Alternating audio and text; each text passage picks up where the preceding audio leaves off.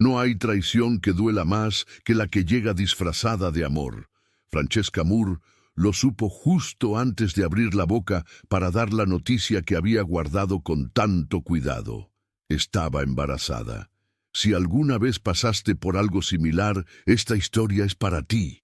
Ese día había empezado con la luz tibia de la primavera entrando por las ventanas del pequeño loft que compartía con Mason Reed.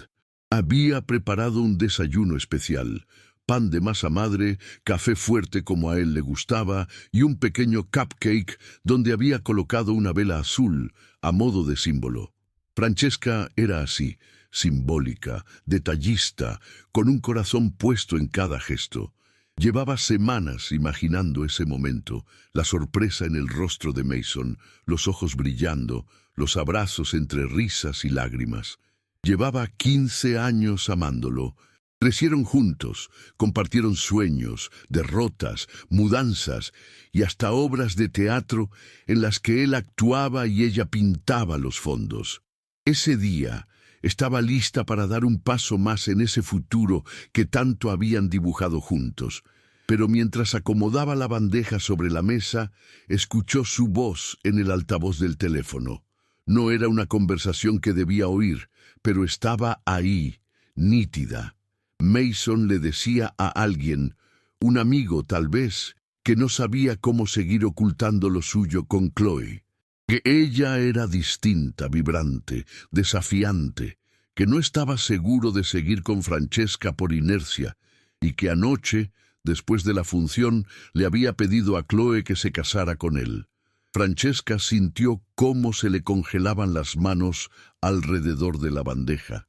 No era solo lo que escuchaba, era el tono de Mason, esa mezcla de entusiasmo y nerviosismo que solía reservar para los momentos importantes.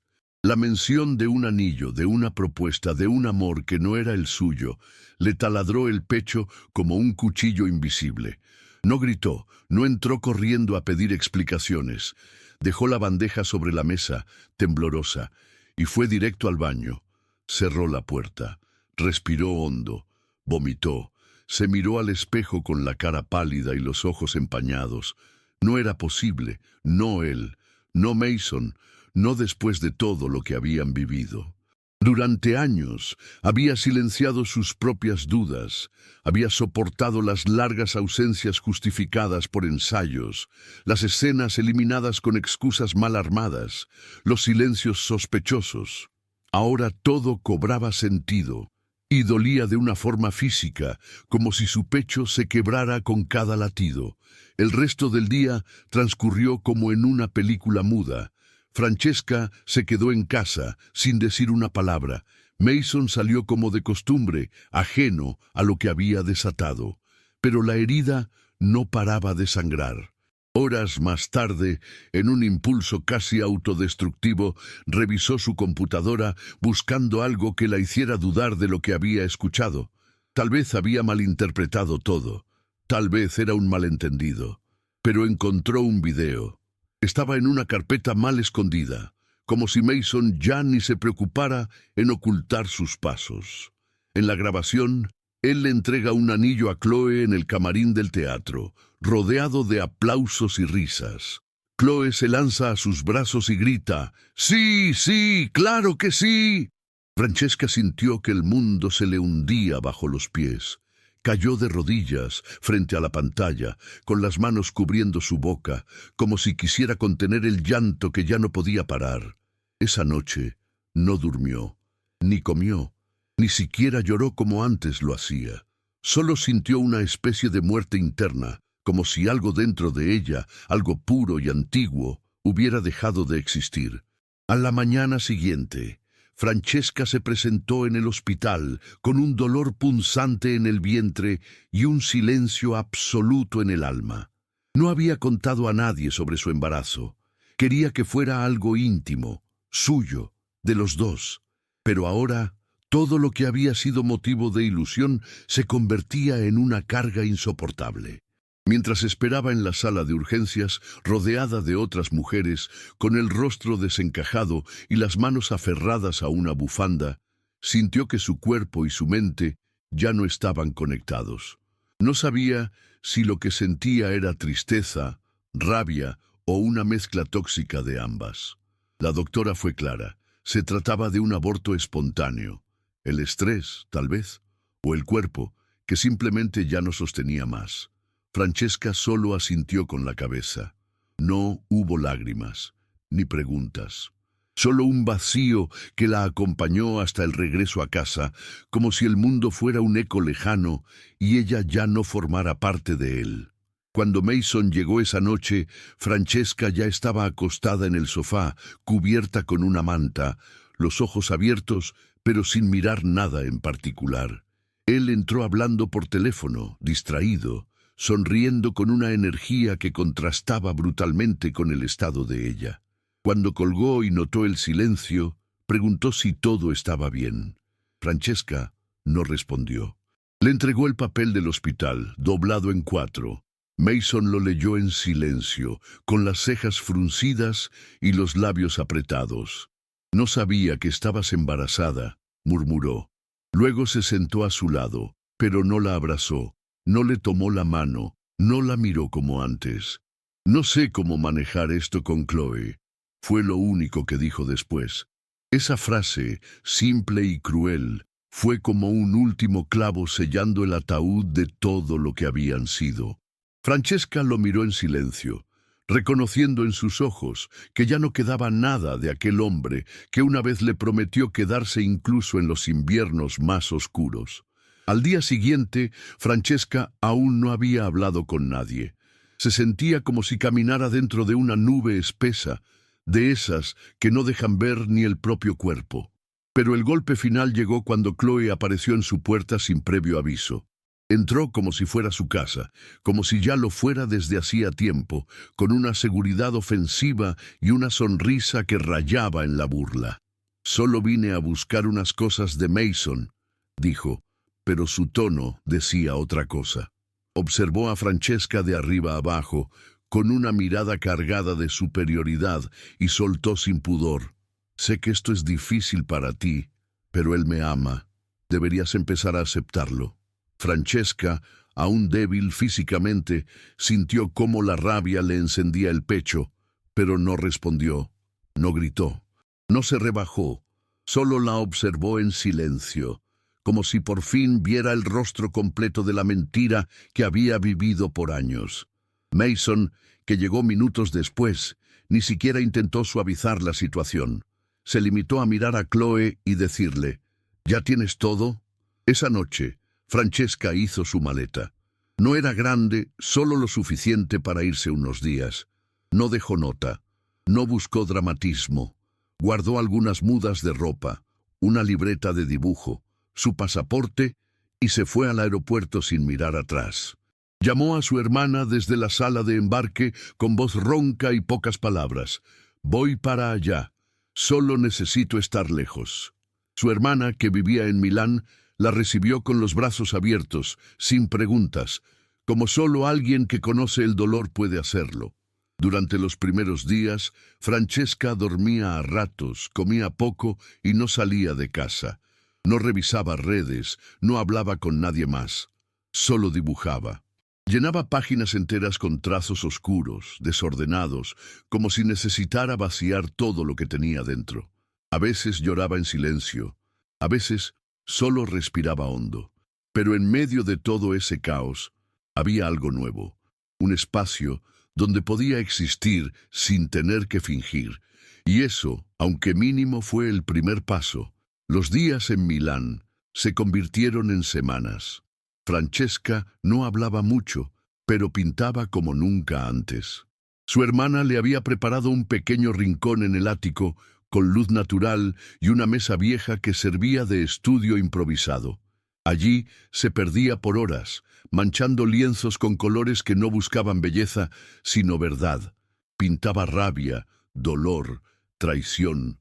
Pintaba cuerpos fragmentados, rostros vacíos, corazones atravesados, y en cada trazo iba sacando un poco de ese veneno que llevaba dentro. No era fácil. A veces rompía lo que hacía. A veces se sentaba frente al lienzo y no podía mover un solo músculo, pero volvía, siempre volvía. porque era eso o seguir muriendo por dentro. Su hermana la acompañaba sin presionar. Le dejaba comida en la puerta, le traía libros de arte, la abrazaba cuando la veía quebrarse sin decir una palabra. Esa presencia silenciosa fue uno de los pocos anclajes que la mantuvieron en pie. Una tarde, mientras caminaban por el centro de la ciudad, pasaron frente a una galería que ofrecía un curso intensivo de pintura contemporánea en París. Francesca se detuvo frente al cartel como si algo dentro de ella se hubiera activado.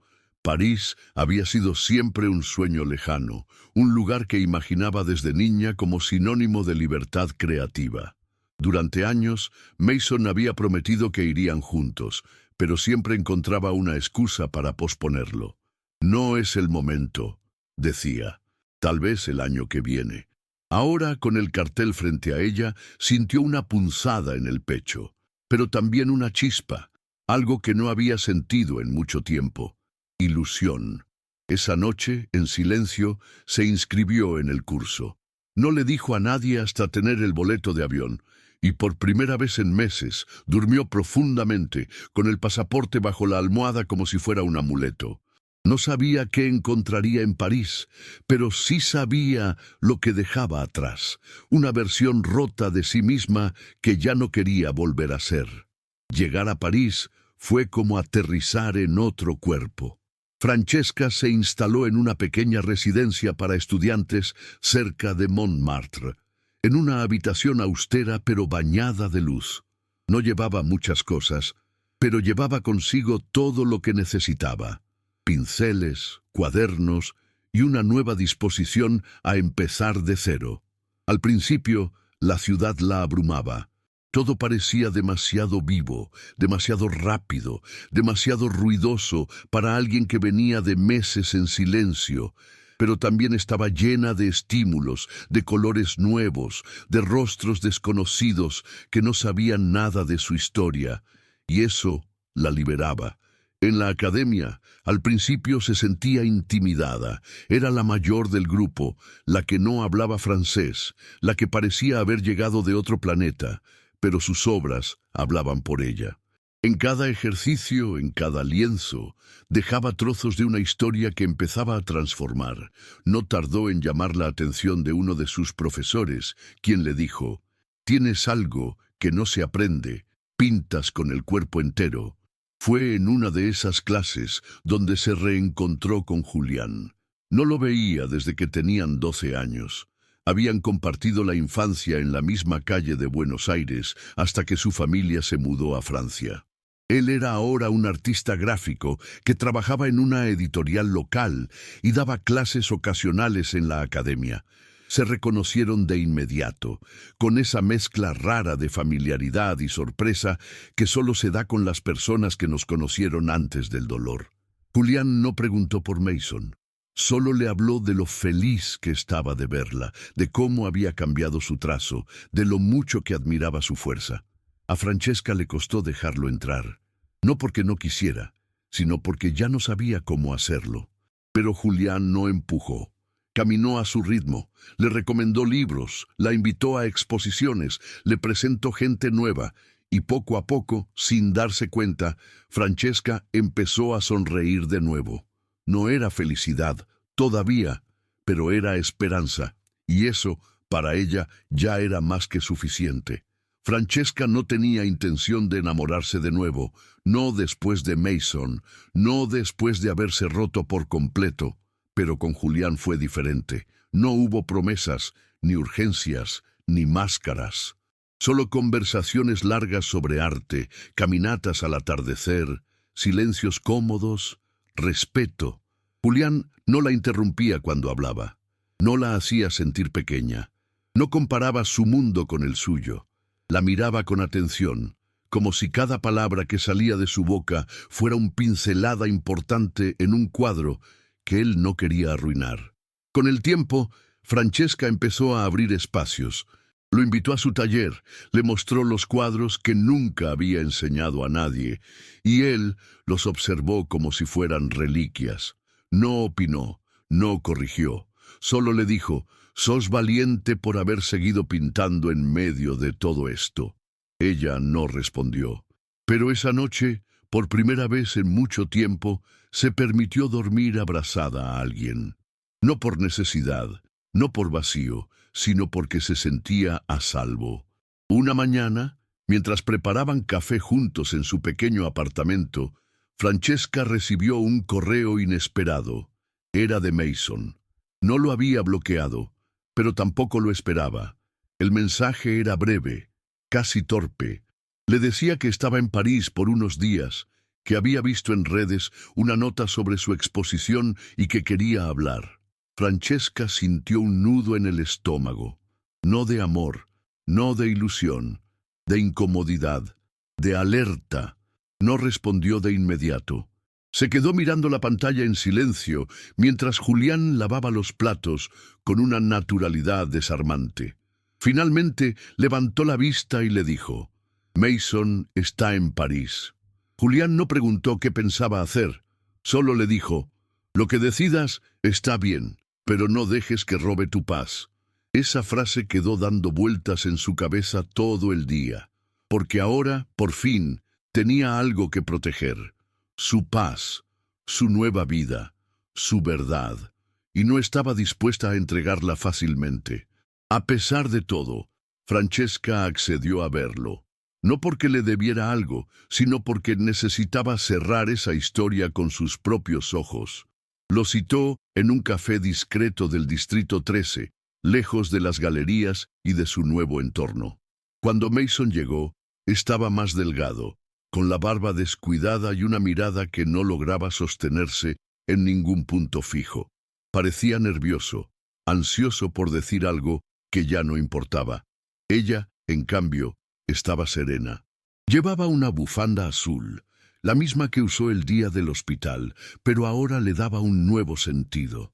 Mason intentó empezar hablando de recuerdos, de cómo la extrañaba, de cuánto pensaba en lo que destruyó. Francesca lo dejó hablar. No lo interrumpió, solo lo escuchó, como se escucha a alguien que ya no tiene poder sobre ti. Cuando finalmente terminó su discurso lleno de nostalgia y arrepentimiento, ella le preguntó: ¿por qué ahora? ¿Por qué cuando ya me reconstruí sola? Mason bajó la mirada. No supo qué decir. Francesca no buscaba venganza, ni siquiera un perdón. Ya no necesitaba nada de él. Solo quería asegurarse de que no había más vínculos que la ataran a ese pasado. Le dijo, con voz tranquila pero firme, que no volvería a permitir que su vida girara en torno a alguien que no la supo cuidar, que le deseaba bien, pero que ella ya no era la mujer que él había dejado atrás.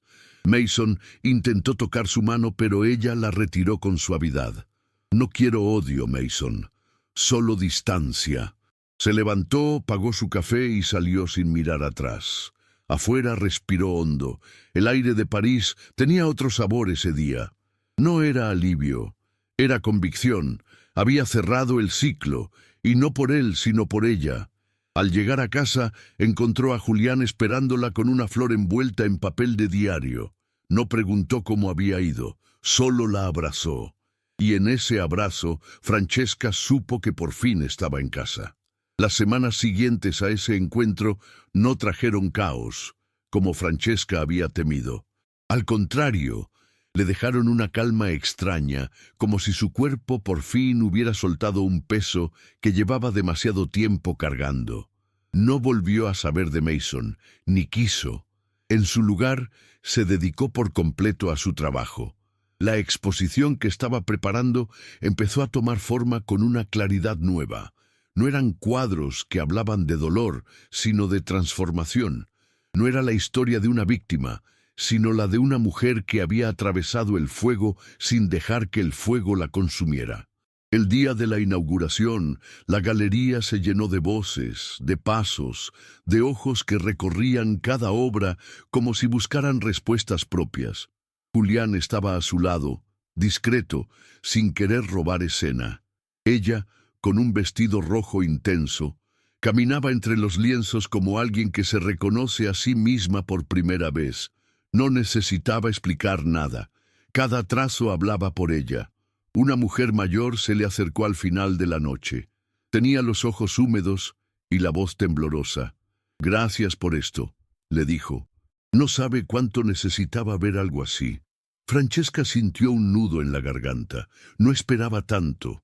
Nunca pintó para otros, pero ahora entendía el poder de transformar el dolor en algo que pudiera tocar a los demás. Esa noche, al cerrar la galería, Julián le propuso caminar hasta el Sena.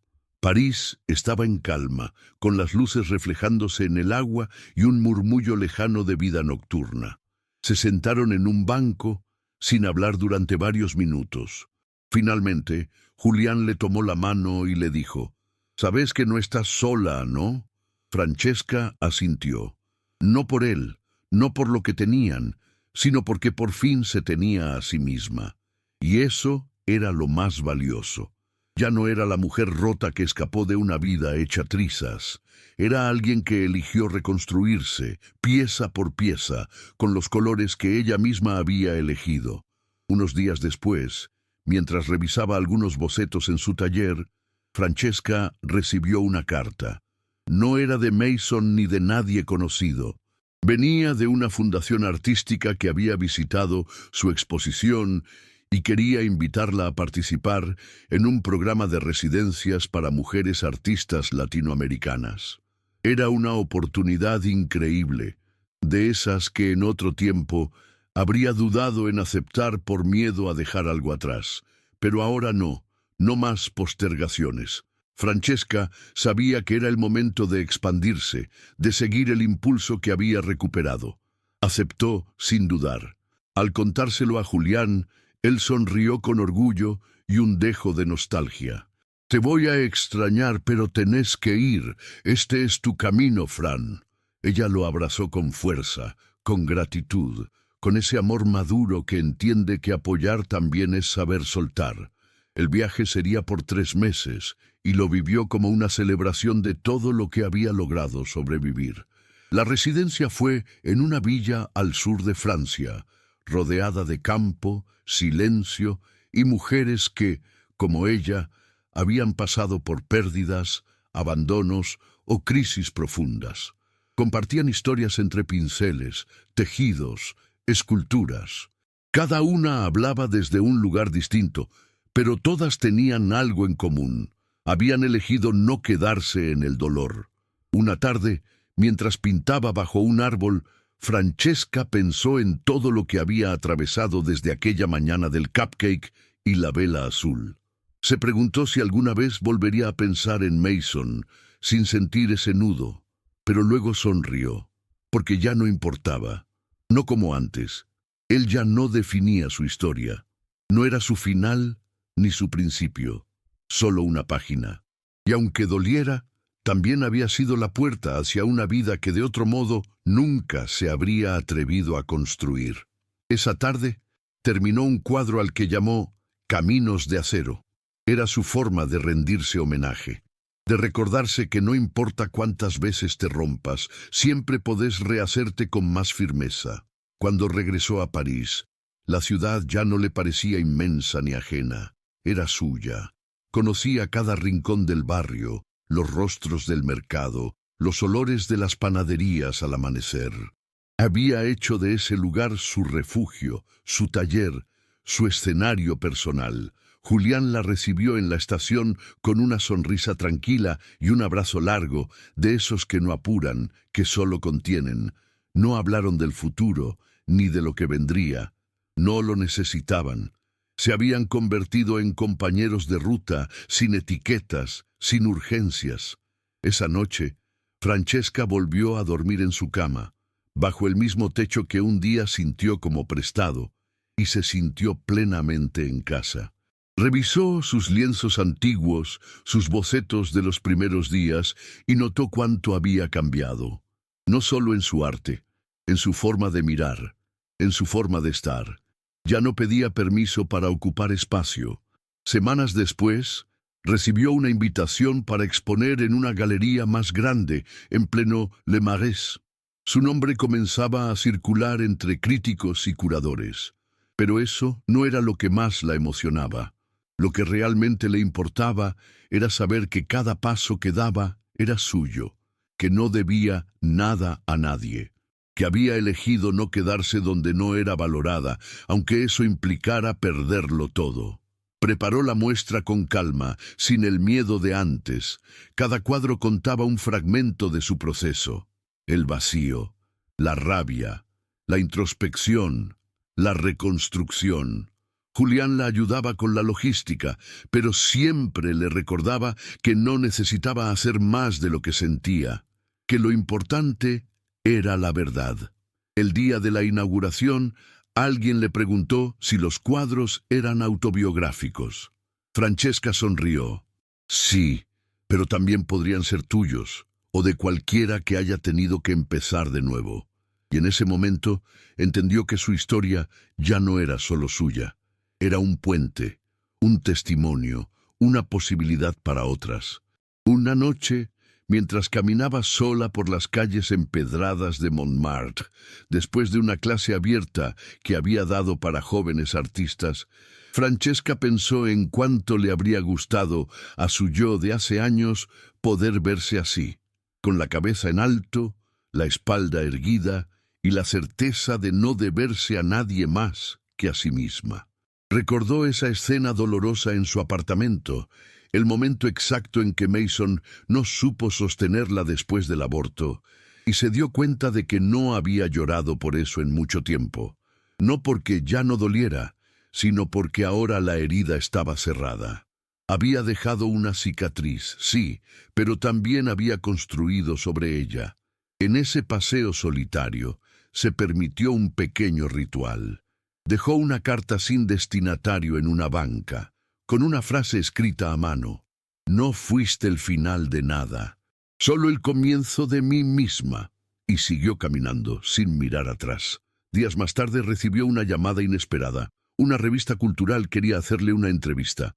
Habían seguido su trayectoria y consideraban su historia un ejemplo de resiliencia y arte transformador. Al principio dudó.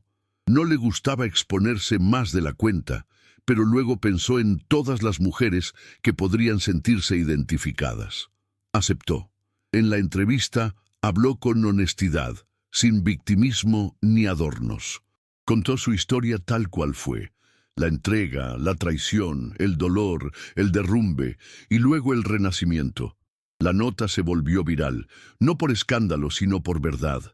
Le llegaron mensajes de todas partes del mundo, mujeres que agradecían su valentía, hombres que reconocían errores, personas que aún estaban en medio de su proceso, buscando el primer paso. Francesca no buscaba ser referente de nada, pero comprendió que al contar su historia sin filtros, sin adornos, estaba abriendo caminos para que otros también se atrevieran a reconstruirse. Y eso, para ella, valía más que cualquier reconocimiento artístico.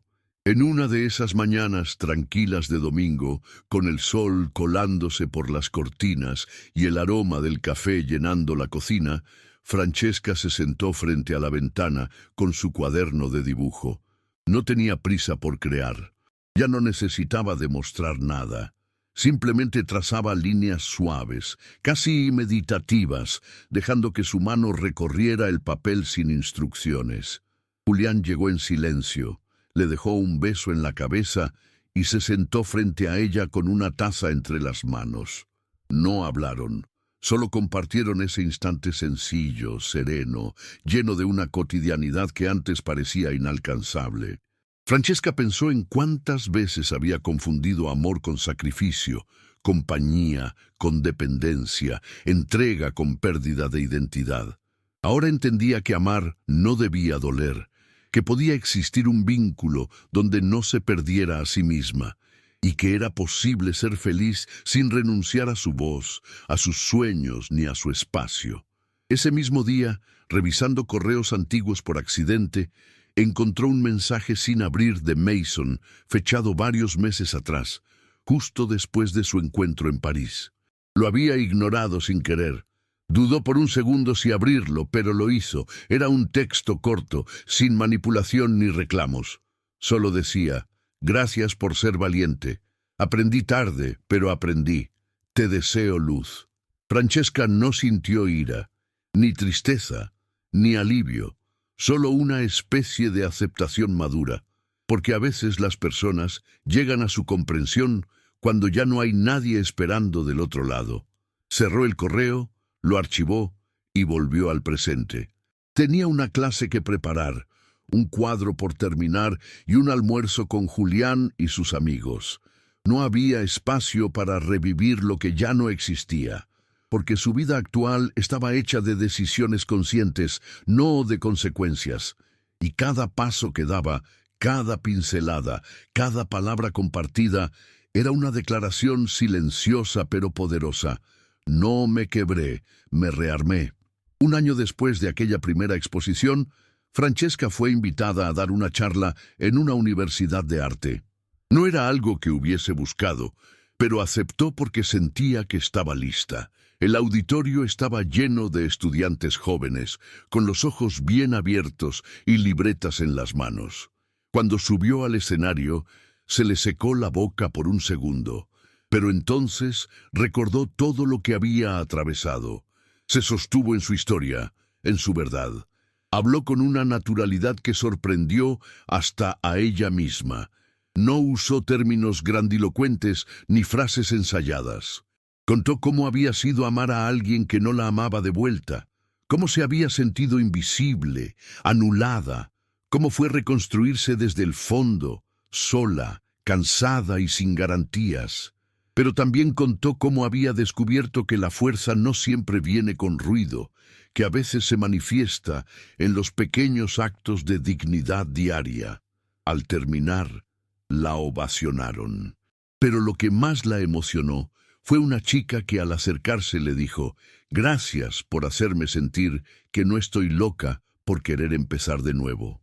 Esa noche, de vuelta en casa, Francesca repasó mentalmente todo lo vivido, no como quien revive una tragedia, sino como quien reconoce un camino, su camino. Pensó en todas las veces que había querido rendirse, en los días en los que ni siquiera tenía fuerzas para levantarse de la cama. Pensó en el bebé que nunca llegó, en la carta que dejó en aquella banca, en las pinceladas que le devolvieron el alma. Nada había sido fácil, pero nada había sido en vano. Se sentó frente al lienzo en blanco, uno nuevo, grande, desafiante, y por primera vez en mucho tiempo no pensó en el dolor, ni en la venganza, ni en el pasado. Solo pensó en lo que quería expresar ahora, lo que quería sembrar, en esa mezcla de cicatrices y luz que habitaba en ella. Porque ya no era solo Francesca Moore, la artista. Era Francesca Moore, la mujer que supo perderlo todo, y aún así elegir volver a sí misma. El último cuadro de aquella serie lo pintó en silencio durante una madrugada entera. No era dramático ni oscuro, tampoco era brillante ni alegre, era honesto. En él se veía una figura femenina caminando sobre una superficie rugosa, con los pies descalzos y la espalda recta. No miraba hacia atrás ni hacia adelante, solo caminaba. El fondo era una mezcla de tonos terrosos, como si estuviera hecha de la misma materia que el suelo que pisaba. Lo llamó «Caminar es resistir», y no lo puso a la venta. Lo dejó en su taller, colgado justo frente a la puerta, como recordatorio de que cada paso había valido la pena. Cada noche, al apagar las luces, lo miraba por unos segundos antes de cerrar la puerta, y cada vez sentía lo mismo. No lo había superado todo, pero había aprendido a vivir con ello, y eso era suficiente. Un domingo, mientras compartía un desayuno tranquilo con Julián en la terraza de su casa, Francesca recibió un mensaje de voz de su hermana. «No sabes la cantidad de mujeres que me escriben diciendo que gracias a vos se animaron a dejar relaciones que las apagaban. Te convertiste en algo mucho más grande que una pintora». Francesca escuchó el audio varias veces, no por vanidad, sino por gratitud, porque en su historia, tan íntima y tan suya, había algo universal, algo que hablaba de todas las que alguna vez amaron sin ser vistas, de todas las que se reconstruyeron en silencio. Levantó la mirada, apretó la mano de Julián y sonrió.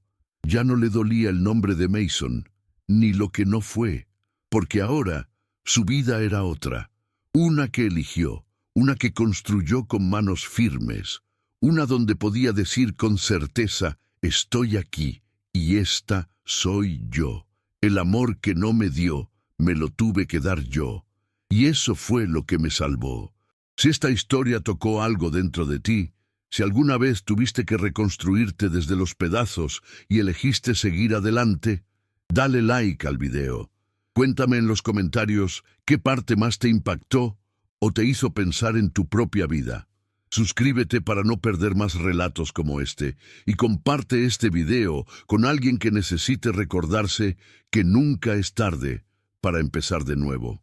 Porque hay caminos que duelen, pero también te llevan de vuelta a ti.